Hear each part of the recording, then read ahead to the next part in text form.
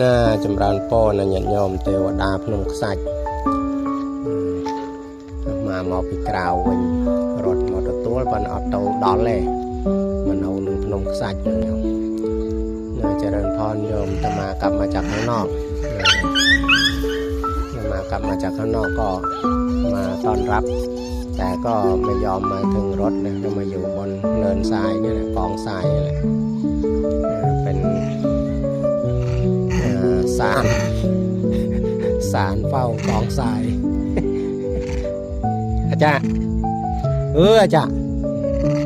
ลือชายชลกเนี่ยบานโยมจังเตาจังได้ยินหมากัดกันไม่ได้เนี่ยจะไปเป็น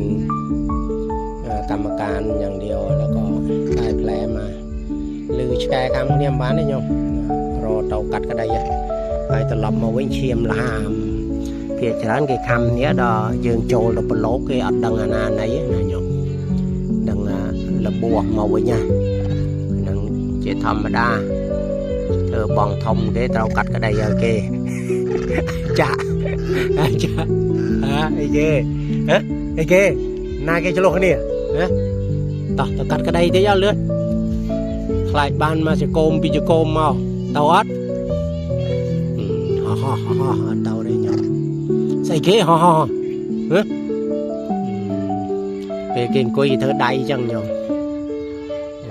tầm niệm bỏ kê